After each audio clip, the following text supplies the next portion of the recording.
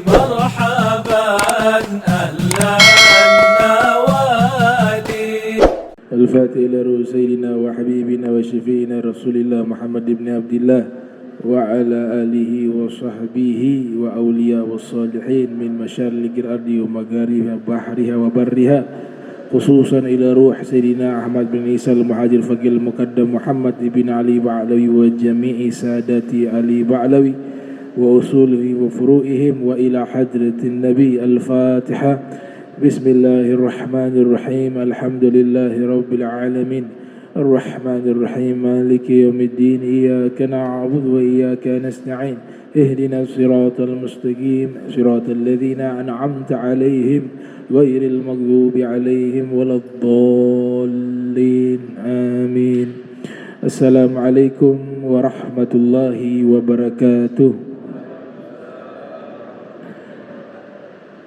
Alhamdulillahi wa kafa, thumma salatu wassalamu ala nabi al-mustafa wa ala alihi wa sahbihi ahli sidqi wal wafa.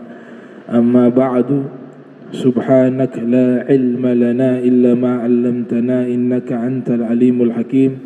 Rabbi israh li sadri wa yassir li amrin wahlul 'uqdatan min lisani yafqahu qawli wasadid lisani wahdi qalbi bihaqqi sayyidina Muhammadin sallallahu alaihi wa alihi wa barak wasallam. Ya man huwa fi uluwihi kain, ya man huwa fi fi'li hamid, ya man huwa fi majdihi matin. Allahumma akrimna binuril fahmi wa akhrijna min zulumatil wahmi warzuqna fahman nabiyyin wa hifdal mursalin wa ilhama malaikatil muqarrabin. Rabbana zidna ilman wa fahma wa aqla ya akramal akramin bihaqqi sayyidina Muhammadin khatamil anbiya'i wal mursalin ya rahman ya rahim. Wa sallallahu ala sayyidina Muhammadin wa ala alihi wa sahbihi wa barak wa sallam. Alhamdulillahi rabbil alamin.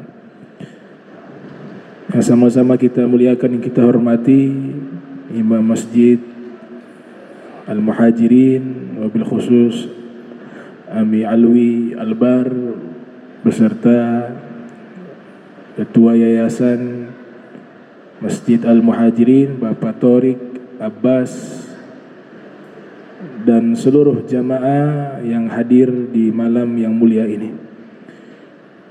Qala muallif rahimahumullah, babus salati fi masjidi suq. An Abi Hurairah radhiyallahu anhu anin Nabi sallallahu alaihi wasallam qala salatul jami'i tazidu ala salatihi fi baitihi. Kita sampai ke hadis 299, bab salat di dalam masjid yang ada di dalam pasar. Dari Abi Hurairah radhiyallahu anhu anin Nabi, dari Nabi sallallahu alaihi wasallam qala, bersabda, salatul jami'i tazidu ala salatihi fi baitihi. Salat berjamaah di masjid tazidu, lebih besar pahalanya dibanding salatnya di dalam rumahnya. Wa salatihi fi suqihi, dan salatnya di dalam pasar 25 derajat lebih besar pahalanya, 25 derajat. Bab ini menjelaskan secara global keutamaan berjamaah di dalam syariat Islam. Jika amal-amal ibadah yang kita lakukan secara berjamaah, maka dia mendapatkan tambahan pahala, tambahan keberkahan, tambahan kebaikan.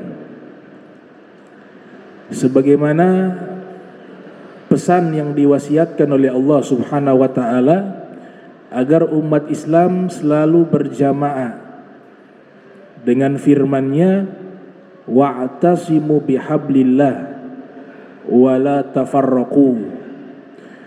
Berpegang teguhlah dengan tali Allah. Kata tali Allah di dalam kitab-kitab tafsir, sebagian mufassirun mengartikan sebagai syariat. Jadi tali Allah adalah syariatnya Allah. Sebagian ulama tafsir mengartikan adalah Ahlul Bait Rasulullah, sebagaimana tafsiran dari Al-Imam Muhammad Al-Baqir. Sebagian ulama menafsirkan Al-Quran. Tali Allah di situ Al-Quran. Sebagian lagi menafsirkan Al-Quran dan Sunnah Rasulullah Sallallahu Alaihi Wasallam. Jadi penafsiran kata tali Allah di situ memiliki banyak arti. Kemudian wala tafarraqu wa'tasimu bihablillahi wala tafarraqu, berpegang teguhlah dengan tali Allah, jangan kalian bercerai-berai. Maka ini larangan umat Islam bercerai-berai. Lawan dari cerai-berai adalah bersatu. Bersatu adalah al-jamaah. Diriwayatkan di dalam Musnad Imam Ahmad Ibn Hanbal yang lahir tahun 164 Hijriah, wafat 241 Hijriah, dan hadis ini disahihkan oleh Al-Imam As-Sayyid Ahmad bin Muhammad bin Siddiq Al-Gumari. Rasul sallallahu alaihi wasallam bersabda, al-jama'atu rahmatun wal furqatu azab.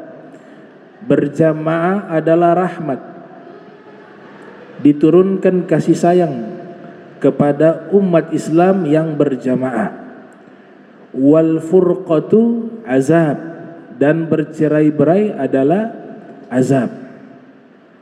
Bahkan ditulis di dalam sebuah kitab berjudul Kitabul Jama'ati Rahmah wal Furqatu Azab.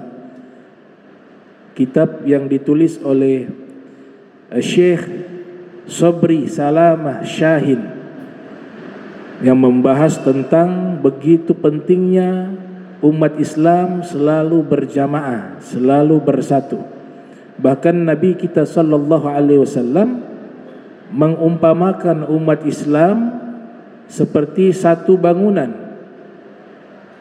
Beliau katakan kal bunyanil wahid yashudduhu ba'duhum ba'dha. Perumpamaan orang-orang beriman bagaikan satu bangunan yang saling mengokohkan satu dengan lainnya. Wa fi riwayatin ukhra, di dalam riwayat yang lain Nabi katakan bagaikan satu tubuh. Kal jasadil wahid, apabila salah satu anggota tubuh sakit, maka seluruh tubuh juga terasa sakit dan tidak bisa tidur, karena sebab ada salah satu tubuh yang mengalami sakit. Itu gambaran ikatan persaudaraan sesama umat Islam itu di atas segala-galanya. Riwayat yang lainnya disebutkan oleh Al-Imam Al-Baihaqi yang lahir tahun 384 Hijriah, wafat 456 Hijriah, di dalam kitabnya Ar-Risalatu Al-Asy'ariyah. Juga diriwayatkan oleh Al-Imam As-Suyuti yang lahir 849 Hijriah, wafat 911 Hijriah, dalam kitabnya Al-Jami'us Shaghir. Riwayat ini menyatakan ikhtilafu ummati rahmatun, perbedaan umatku adalah rahmat. Kalau kita renungi hadis ini dan hadis yang pertama tadi al-jama'atu rahmah, maka seakan-akan kontradiktif. Hadis pertama Nabi katakan bersatu berjamaah rahmat. Hadis kedua ada yang menisbatkan dari Nabi perbedaan umatku rahmat. Nah, ini terjadi kontradiktif. Maka ulama memberikan satu metodologi, idza ta'aradat riwayatani fa sunna al-jam'u bainahuma. kalau ada dua riwayat hadis yang sama kuat derajatnya, kemudian maknanya kontradiktif, maka caranya harus diselaraskan kedua makna tersebut. Memang hadis ini sebagian ulama hadis mengatakan hadis dhaif, lemah. Sebagian mengatakan hadis hasan. Imam Suyuti mengatakan hadis ikhtilafu ummati rahmatun, derajatnya hasan. As-Sayyid Ahmad Al-Ghomari mengatakan derajat hadis tersebut dhaif, lemah. Tapi ada juga ulama yang coba mengselaraskan dua makna hadis tersebut. Makna yang pertama, apabila umat Islam bercerai-berai, banyak terjadi khilaf, pertentangan di antara mereka, maka yang terjadi adalah azab. Tapi jika perbedaan tersebut di kalangan sesama ulama di dalam bidang hukum agama, maka itulah rahmat. Sehingga diartikan kata umat, ikhtilafu ummati rahmatun, perbedaan umatku adalah rahmat. Itu yang dimaksud bukan umat secara umum, tapi secara khusus para ulama.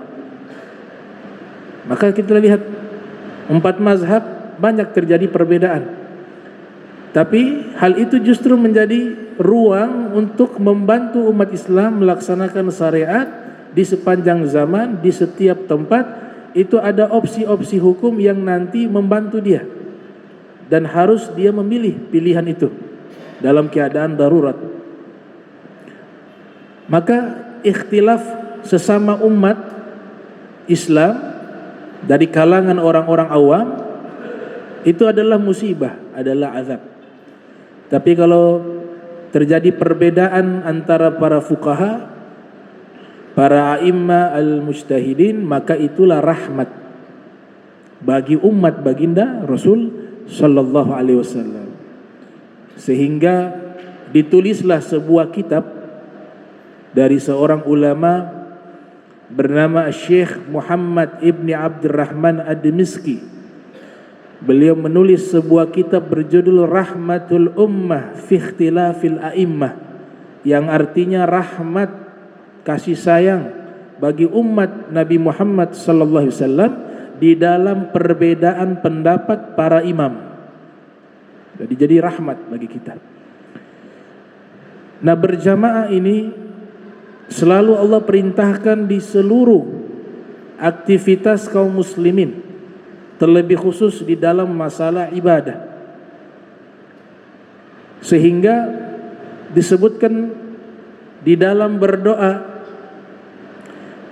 dibolehkan kita berdoa sendiri, dan juga dibolehkan kita berdoa secara berjamaah. Kaidah usul fikih menyatakan al-aslu fil asya al-ibahah hatta yadullad dalilu ala tahrimi. Asal segala sesuatu hukumnya boleh hingga datangnya dalil yang mengharamkan. Jika berkaitan dengan ibadah yang sudah ada tuntunan dari Nabi sallallahu alaihi wasallam yang disebut dengan ibadah mahdhah, yang regulasinya sudah dipatenkan oleh Rasul sallallahu alaihi wasallam, maka hal itu tidak akan menjadi objek ijtihad para ulama. Tapi jika ibadah itu ghairu mahdhah, yang aturannya tidak paten dan masih ada ruang terbuka untuk kita laksanakan dengan cara yang kita ambil berdasarkan dalil-dalil yang sudah Nabi sampaikan, maka hal itu dibolehkan. Doa secara berjamaah disebutkan di dalam Al-Quranul Karim selalu menggunakan kata jamak, mereka. Kebanyakan kata doa Allah selalu sebutkan dengan kata mereka. Kalau mereka itu banyak, kalau dia satu orang. Yad'una rabbahum khawfan wa tama'an wa mimma razaqnahum yunfikun. Mereka berdoa, yad'una, kepada pencipta mereka, khawfan wa tama'an, dalam keadaan takut dan harapan. Berarti bentuknya jamak. Ayat berikutnya Allah Subhanahu wa taala menyatakan, ud'uni astajib lakum. Berdoalah kepadaku, niscaya aku ijabah doa kalian. Kalau kalian banyak apa sedikit? Banyak. Kalau kamu satu orang, tapi kalau kalian banyak, berarti ada isyarat dari Allah Subhanahu wa taala, ada keutamaan berjamaah ketika kita berdoa. Doa kita potensi diijabah lebih besar. Karena mungkin kita tidak tahu, salah satu dari kita yang berkumpul 40 orang ke atas, kata para ulama, jika 40 orang umat baginda Rasul berkumpul dalam majlis yang baik, pasti ada salah satunya wali Allah. Doa kita mungkin tidak diijabah, tapi doa seorang yang mungkin dia dekat dengan Allah, tapi kita tidak mengenal dirinya, di saat berdoa bersama dia, doa dia yang diijabah beserta doa kita, karena kita berdoa bersamanya, atau kita berdoa dia mengaminkannya. Dan ini bukan perkara yang dilarang, karena ada hadis-hadis Nabi kita sallallahu alaihi wasallam yang Nabi menyatakan keutamaan doa berjamaah. Di antaranya hadis yang diriwayatkan oleh Imam Al-Hakim yang lahir tahun 321 Hijriah, wafat 405 Hijriah, dalam kitabnya Al-Mustadrak, dari seorang sahabat bernama Habib bin Maslamah Al-Fihri, menyatakan Rasul sallallahu alaihi wasallam bersabda, la yajtami'u qaumun muslimun fayad'u ba'duhum wa yu'amminu ba'duhum illa istajaballahu du'aahum. Tidaklah sekelompok kaum muslimun, kaum satu orang apa banyak? Banyak. Tidaklah berkumpul sekelompok kaum muslimun yang muslim,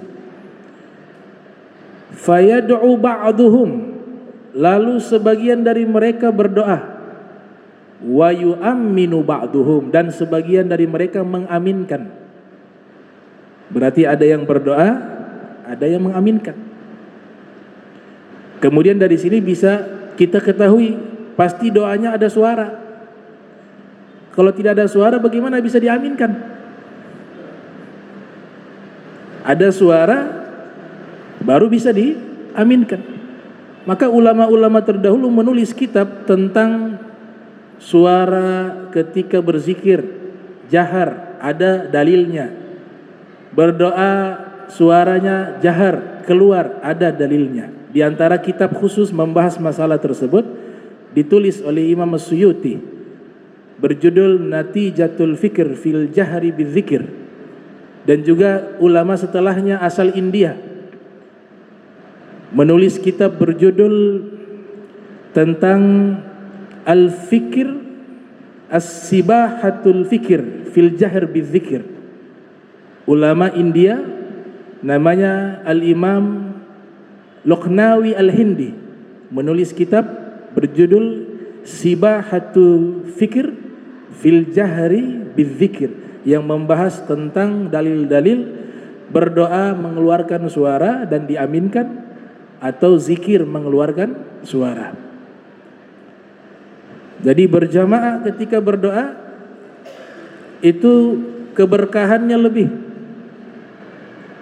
kebaikannya lebih, karena di situ ada al-jamaah. Nabi katakan berjamaah rahmat. Itu yang pertama tentang doa.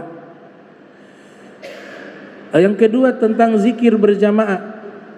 Juga Allah Ta'ala isyaratkan di dalam firman-Nya, alladzina yadhkurunallaha qiyaman wa qu'udan wa 'ala junubihim wa yatafakkaruna fi khalqis samawati wal ard. Alladzina yadhkurunallah, mereka senantiasa berzikir. Allah menggunakan kata mereka, isyaratnya banyak. Alladzina yadhkurunallaha qiyaman, tidak dibatasi berzikir itu di mana, caranya bagaimana, tidak. Qiyama, berdiri sambil zikir boleh. Qiyama wa qu'uda, dalam keadaan duduk juga boleh. Wa 'ala junubihim, bahkan dalam keadaan berbaring juga boleh. Tapi zikir yang paling terbaik adalah al-jam'u baina dzikir wal fikir, karena setelah kata zikir di ayat tersebut Allah lanjutkan wa yatafakkaruna fi khalqis samawati wal ard. Tapi bukan sekedar zikir, tapi juga dia berfikir. Dia merenung, dia menghadirkan hati al-khusyu' fi dzikir. Nah, itu zikir yang paling afdal. Bil lisan wal janan wal jawarih, dengan lidahnya, dengan hatinya, dengan anggota tubuhnya. Al-Imam As-Suyuti di dalam kitab Al-Hawi lil Fatawa menyebutkan Imam Hasan Al-Basri yang lahir tahun 21 Hijriah, wafat 110 Hijriah, beliau ketika berzikir sudah membiasakan menggunakan tasbih. Jadi Imam Hasan Basri berzikir pakai tasbih. Ada salah seorang mengatakan, bukankah ini tidak pernah dilakukan oleh Nabi? Tidak ada riwayat Nabi menggunakan tasbih di dalam zikirnya. Tapi ada isyarat hal itu tidak dilarang, karena para sahabat setelahnya melakukan zikir menggunakan tasbih. Seperti Abu Hurairah itu menggunakan tasbih ketika berzikir sebelum tidur. Abu Darda juga membawa butiran-butiran biji kurma di dalam tas yang dia simpan khusus untuk tasbih. Setiap dia bertasbih, dia keluarkan biji-biji kurma itu untuk digunakan bertasbih. Al-Imam Hasan Al-Basri memberikan satu jawaban bahwa saya menggunakan zikir dengan saya berzikir menggunakan tasbih, saya berharap nantinya pahala zikir saya berlipat ganda, karena saya berzikir dengan lisan, dengan hati, dan juga dengan gerakan jari jemari saya. Jadi zikirnya lisan, hati, beserta juga jari saya ikut berzikir. Bukankah itu jauh lebih baik, lebih afdol ketika zikir menggunakan lidah, hati, serta anggota tubuh. Nah, walaupun tanpa tasbih juga tidak ada masalah, kita pakai jari juga tidak ada masalah. Tapi di sini menunjukkan bahwa menggunakan tasbih juga itu bukan hal yang bermasalah. Cuma dimasalah-masalahkan saja di zaman sekarang. Nah, itu tentang zikir. Kemudian di dalam hadis qudsi diriwayatkan oleh Imam Muslim di dalam sahihnya yang lahir tahun 204 Hijriah, wafat 261 Hijriah. Allah Subhanahu wa taala berfirman, "Wa ana ma'ahu idza dzakarani." Saya bersamanya ketika dia mengingat saya. Dia berarti zikir sendiri, karena satu orang dia. Saya bersamanya ketika dia mengingat saya. Al-Imam Abu Hamid Al-Ghazali yang lahir 450 Hijriah, wafat 505 Hijriah, di dalam kitabnya Muqasyafatul Qulub Al-Muqarrab ila Hadrati Allamil Ghuyub, beliau meriwayatkan satu riwayat dari seorang tabi'in bernama Thabit Al-Bunani atau Al-Banani, murid dari Sayyidina Anas bin Malik. Dalam satu majlis di hadapan sahabat-sahabatnya, beliau menyatakan, "Inni a'lamu mata yadhkuruni Allahu." Saya tahu kapan Allah mengingat saya. Bukan dia yang mengingat Allah, Allah yang mengingatnya. Saya tahu kapan Allah ingat kepada saya. Inni a'lamu mata yadhkuruni Allahu fafazi'u minhu. Sahabat-sahabatnya terkejut dengan pernyataan beliau. Bagaimana bisa engkau berani mengatakan Allah mengingatmu? Bagaimana engkau bisa tahu Allah sedang mengingat dirimu? Kemudian dia mengatakan, "Idza dzakartuhu dzakarani." Kalau saya sedang mengingatnya, pasti dia ingat saya. Karena di dalam Al-Quran Allah Ta'ala menyatakan, "Fadhkuruni azkurkum." Ingatlah aku, pasti aku ingat kepada kalian. Jadi kalau kita ingin diingat oleh Allah, dikenal oleh Allah, banyaklah memperkenalkan diri kita kepada Allah lewat zikir kepadanya.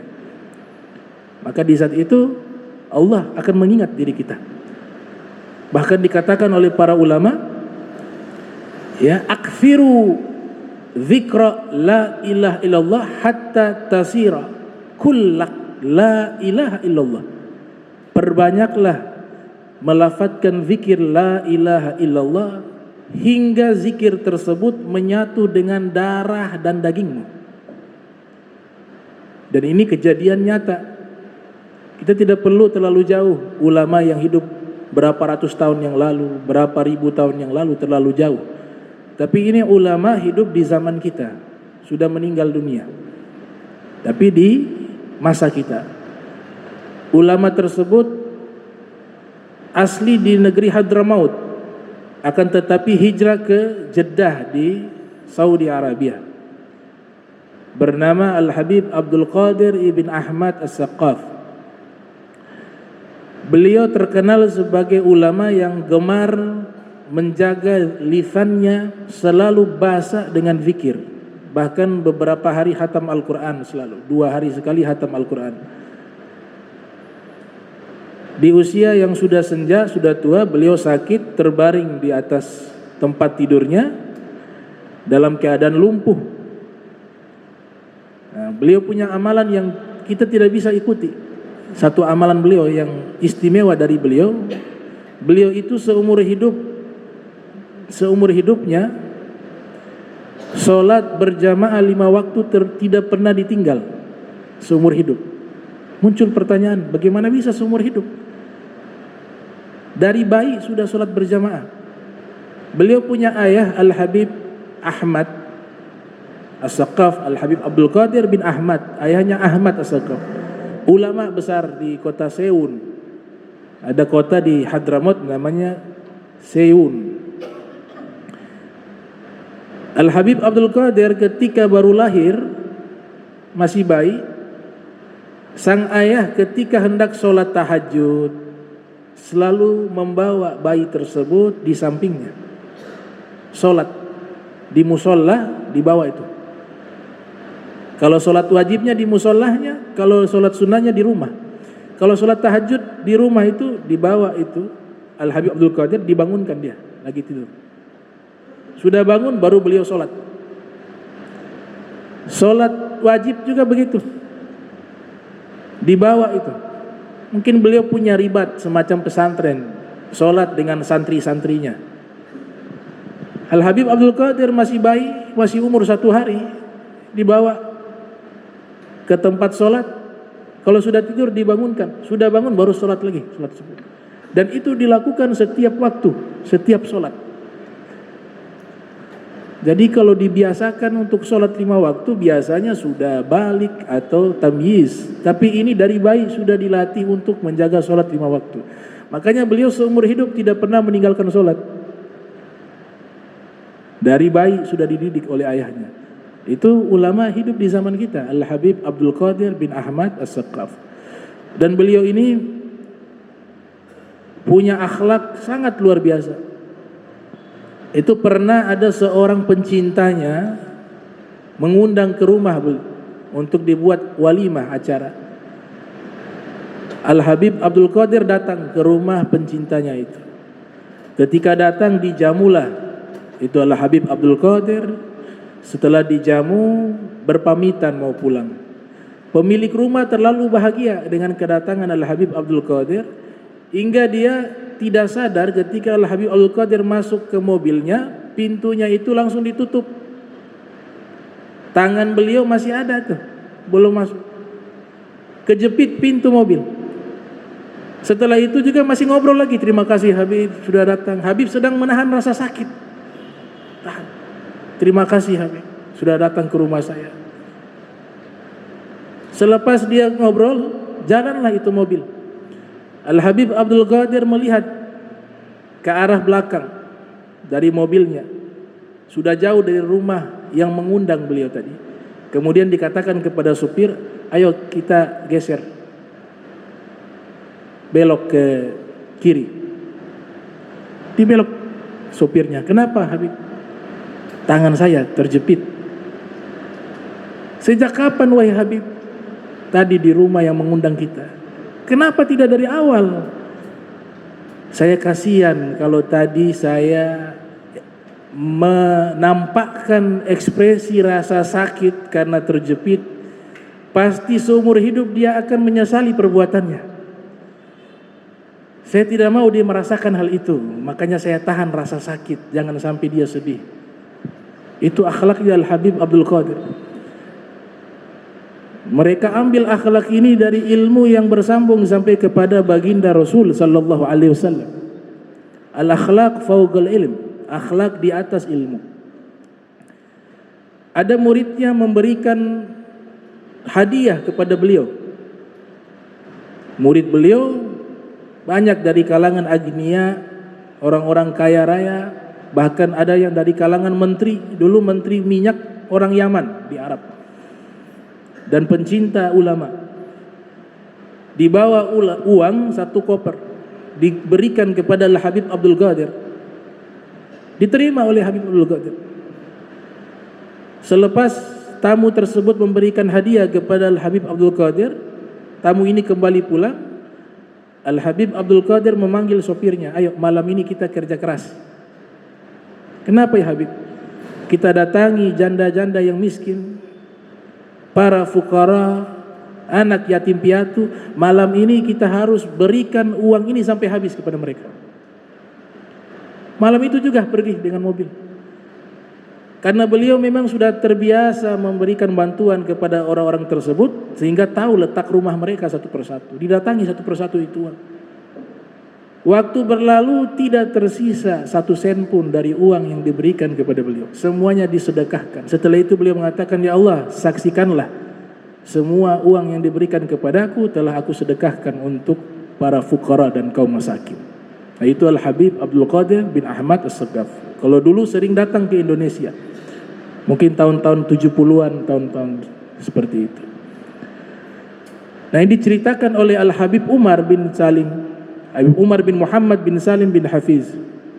Al-Habib Umar salah satu murid beliau. Al-Habib Umar menceritakan ketika Al-Habib Abdul Qadir dalam keadaan kritis di rumah sakit, datanglah seorang dokter ahli dari Sudan, Afrika. Diperiksa Al-Habib Abdul Qadir, dan usianya juga sudah sangat sepuh. Hampir 100 tahun, pas 100 tahun meninggal itu. Hampir 100 tahun. Sama seperti tempat saya sekolah di Jakarta, Athagofa Al-Islamiyah. Madrasah Al-Athagofa Al-Islamiyah itu didirikan oleh Sayyidul Walid Al-Habib Abdurrahman bin Ahmad As-Saqaf. Itu wafat usia 100 tahun. Diperiksa sama dokter ahli ini, semuanya lumpuh. Tangan lumpuh, kaki lumpuh, badan, lidah juga udah gak bisa digerakkan. Semuanya. Para aulia, para ulama dari golongan ahli sunnah wal jamaah meyakini beliau sebagai wali kutub fi zamani, pemimpin para wali di zamannya. Di antara keberkahan adanya wali-wali seperti ini, apalagi wali kutub, itu dosa umat Nabi Muhammad yang begitu banyak membuat murka Allah, sehingga Allah ingin menurunkan azab yang dahsyat kepada mereka. Tapi karena sebab adanya mereka, ditampung itu dosa-dosa kita, dijadikan penyakit di tubuh mereka, agar azab yang besar tidak ditimpa kepada kita. Itu tugasnya para aulia, dan itu sabda baginda Rasul SAW. Disebut dengan wali abdal. Adanya mereka kita diberikan perlindungan, adanya mereka azab tidak diturunkan, adanya mereka yang tidak jadi hujan, Allah turunkan hujan. Walhasil beliau semuanya lumpuh, tapi yang mengejutkan, jantungnya itu yang mengeluarkan suara zikir la ilaha illallah. Jantung yang berdetak itu pakai alat, terdengar itu jantung seperti sedang zikir. Apa lafzul jalalah, ada lafaz bukan la ilallah, lafaz Allah tuh di jantungnya. Karena hidupnya dari anak-anak tidak pernah lepas dengan zikir kepada Allah Subhanahu wa taala. Nabi katakan amalan terbaik yaitu antamuta walisanuk rotbun min zikrillah. Di saat engkau mau meninggal, lidahmu basah zikir kepada Allah. Itu amalan yang terbaik, kata baginda Rasul sallallahu alaihi wasallam. Nah, ini sebab zikir.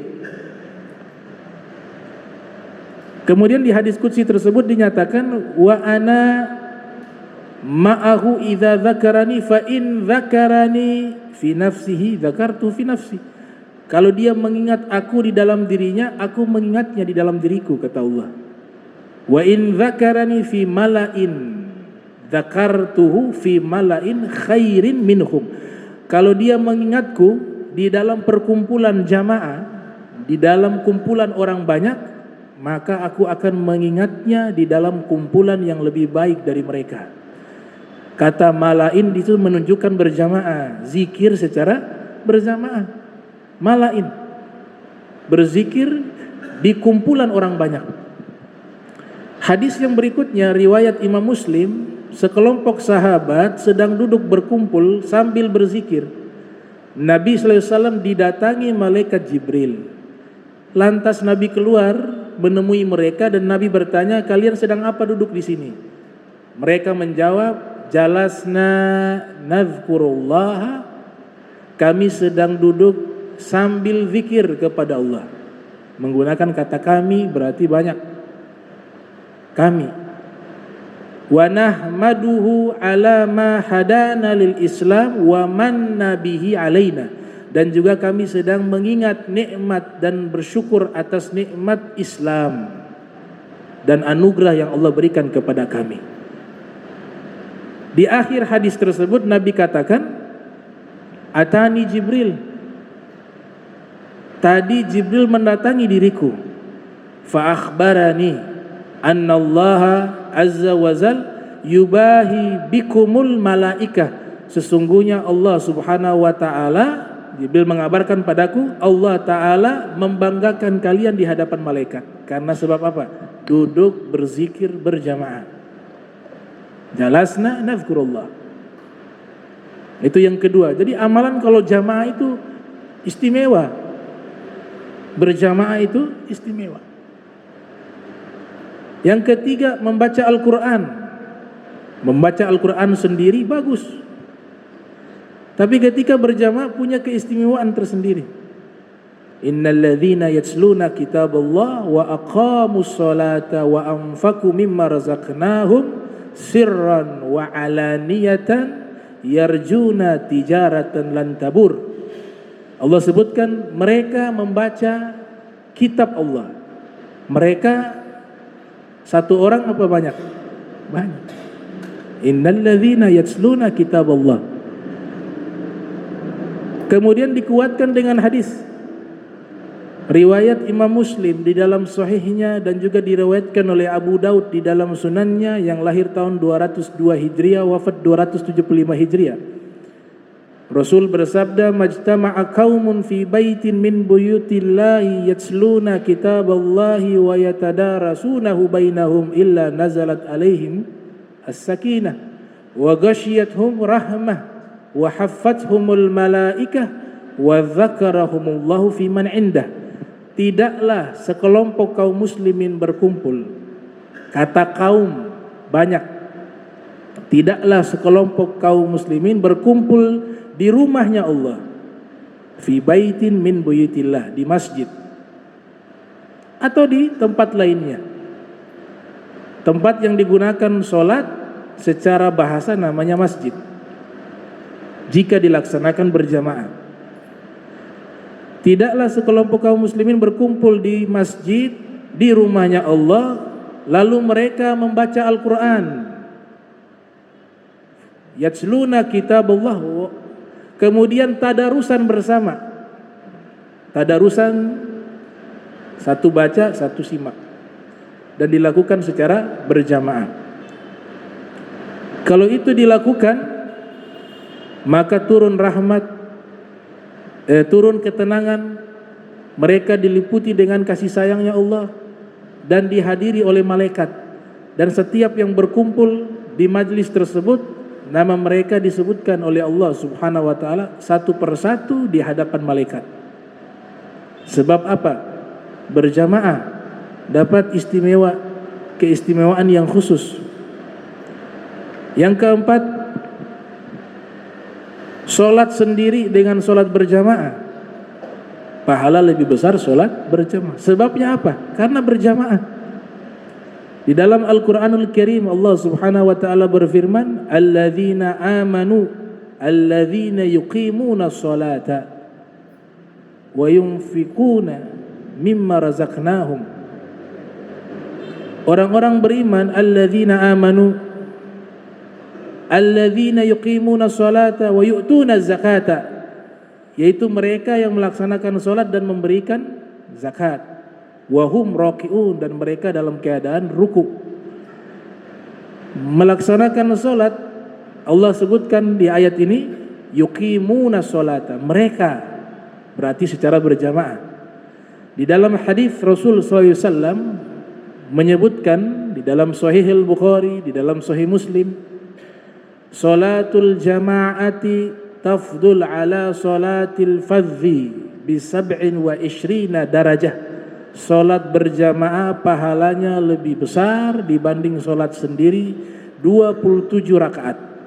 Fi riwayah 27 derajat. Sebab berjamaah. Yang kelima, salat jenazah.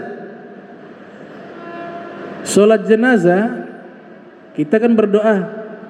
Di antara doa yang diajarkan di bagian akhir daripada rakaat terakhir atau takbir yang terakhir salat jenazah, di dalam kitab Ad-Durusu Fiqhiyah diajarkan kita membaca doa Rabbana fil lana wa li ikhwanina alladzina sabaquna bil iman ila akhir doa. Nah, ternyata salat jenazah, ketika jenazah tersebut disolatkan oleh banyak orang, dia diberikan keistimewaan khusus. Tapi kalau disolatkan oleh sedikit orang, keistimewaan itu dia tidak dapatkan. Sebagaimana hadis yang diriwayatkan oleh Imam Muslim di dalam sahihnya, Rasul sallallahu alaihi wasallam bersabda, "Ma min rajulin muslimin yamut fayaqumu ala janazatihi 40 rajulan la yusyrikuna billahi syai'a illa syafa'ahumullahu fih." Tidaklah seorang muslim, seorang laki-laki muslim yang meninggal dunia, lalu jenazahnya disolatkan oleh 40 orang laki-laki yang mereka tidak mensekutukan Allah dengan apapun, melainkan Allah izinkan mereka yang menyolatkan itu bisa memberikan syafaat kepada orang yang meninggal tersebut. Nabi sebutkan apa? 40 orang. Makanya kalau solat jenazah, makin banyak orang makin baik. Carilah momentum yang banyak orang bisa solatkan.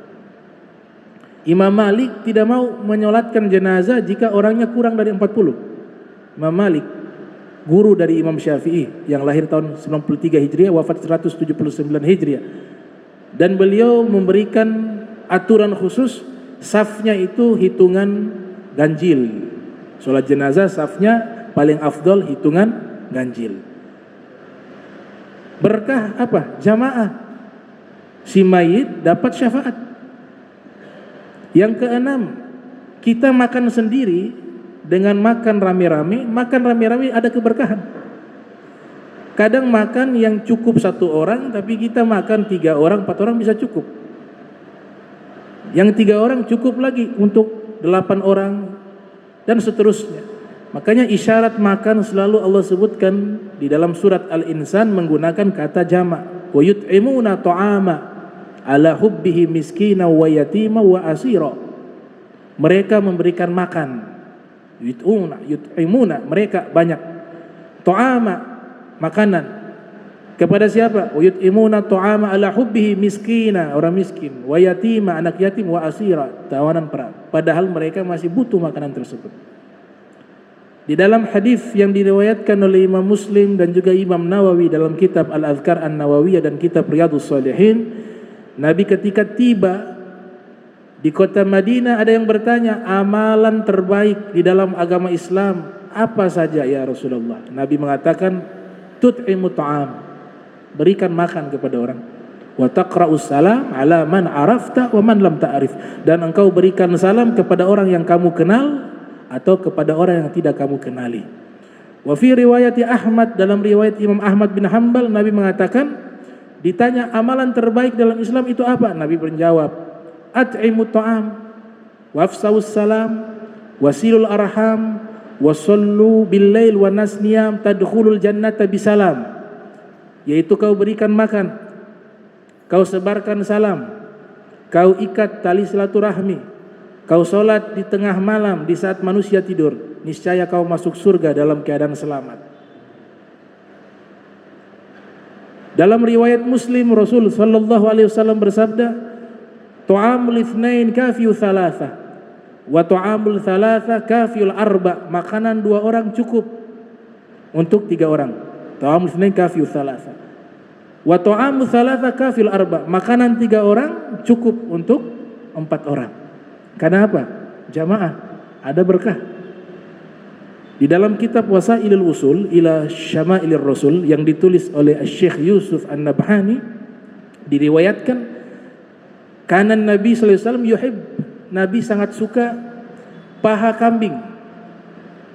Rasulullah sangat senang dengan paha kambing untuk dikonsumsi. Pada satu waktu ada seorang sahabat menyembelih seekor kambing. Diundanglah Nabi Muhammad SAW ke rumahnya. Yang beliau siapkan hanya paha kambing untuk Nabi Muhammad.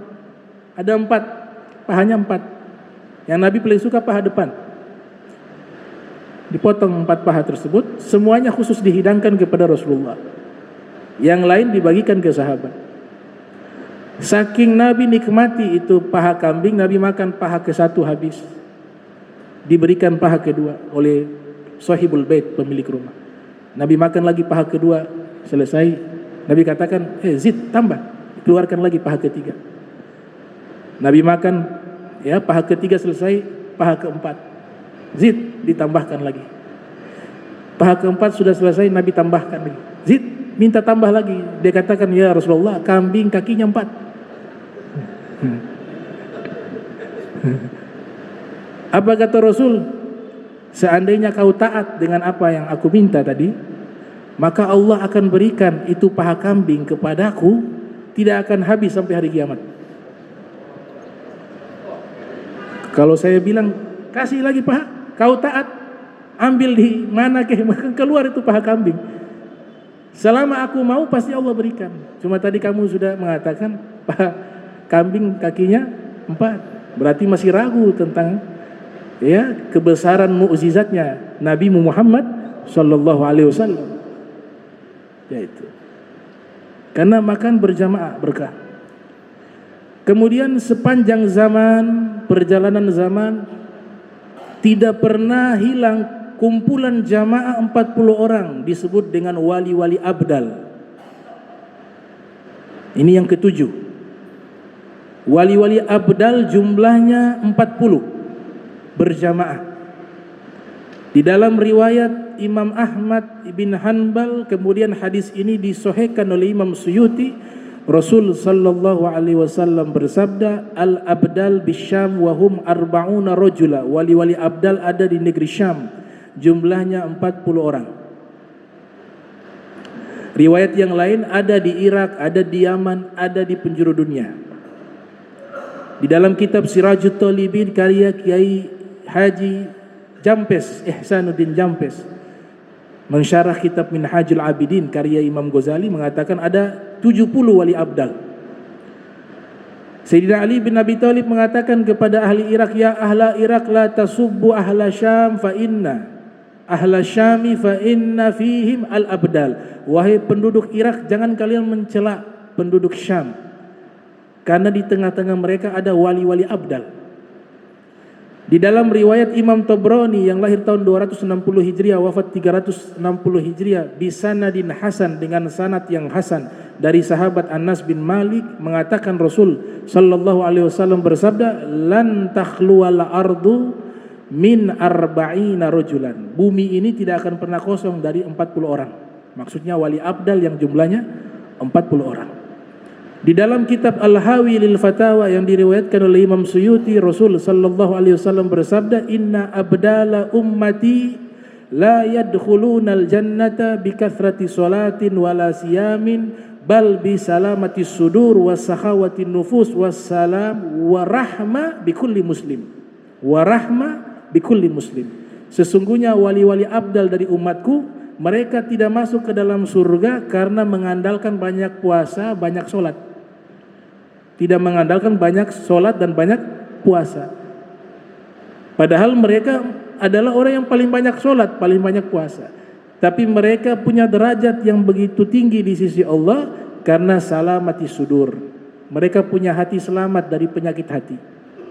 Dan jiwanya dermawan dan punya kasih sayang kepada seluruh umat Islam. Itu disebut wali abdal. Nabi katakan berkat mereka Allah turunkan hujan.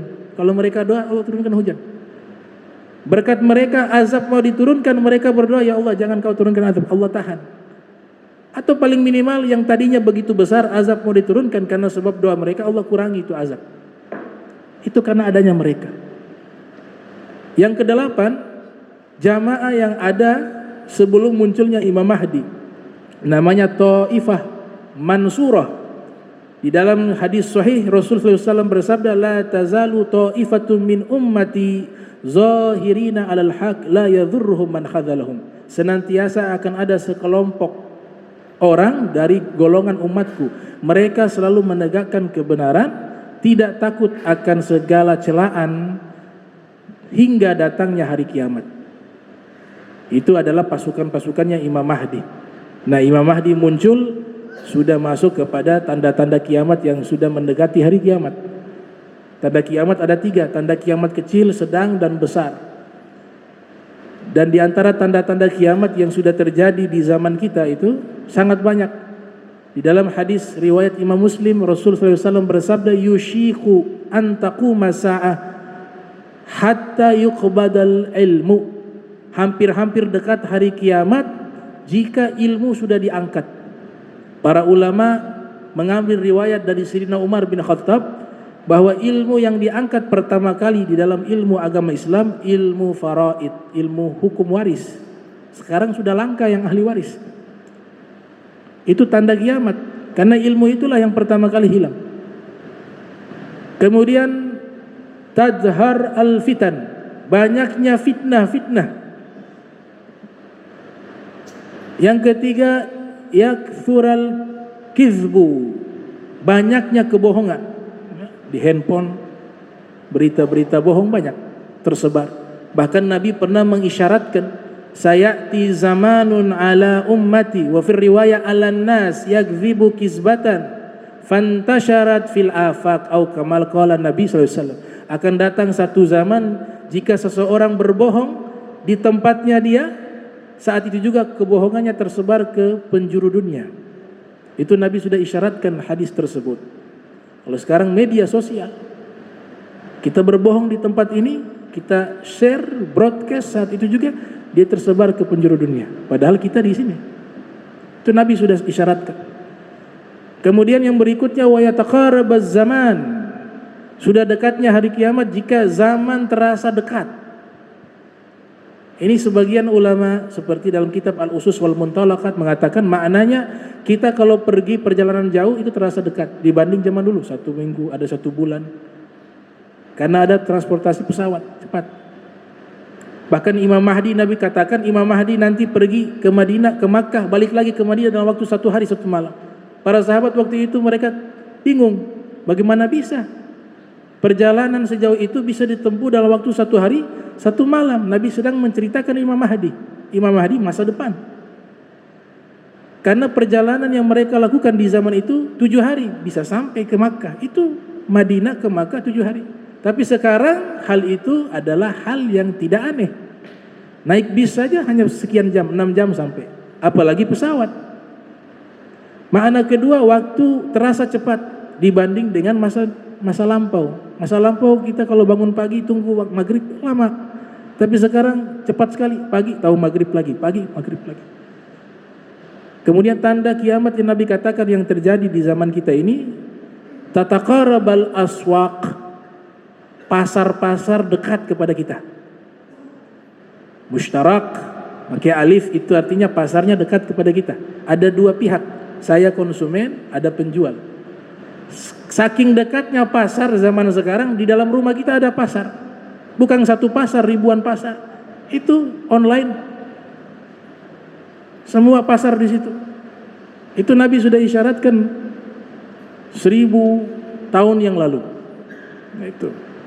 Nah, ini penjelasan tentang jamaah, karena hadis ini membahas tentang sholat berjamaah. Jadi berjamaah itu bukan hanya di dalam sholat punya fadilah, tapi amalan-amalan lain juga punya fadilah ketika kita lakukan secara berjamaah. Bismillahirrahmanirrahim. Alhamdulillahirabbil alamin. Allahumma shalli wa sallim ala sayyidina Muhammadin wa ala sayyidina Muhammad. Allahumma jam'ana hadza jam'an marhuma wa tafarraqna min ba'di tafarraqa ma'suma wa la tajal minna wa la minna syaqiyya wa la mahruma. Allahumma nadhih qulubana 'ani ta'alluqi biman dunak waj'alna min qaumin tuhibbuhum wa yuhibbunak. Subhanaka bihamdika asyhadu an la ilaha illa anta astaghfiruka wa atubu ilaik. Wa sallallahu ala sayyidina Muhammadin wa ala alihi wa sahbihi wa barik wa sallam wa la minkum. Wassalamu alaikum warahmatullahi wabarakatuh.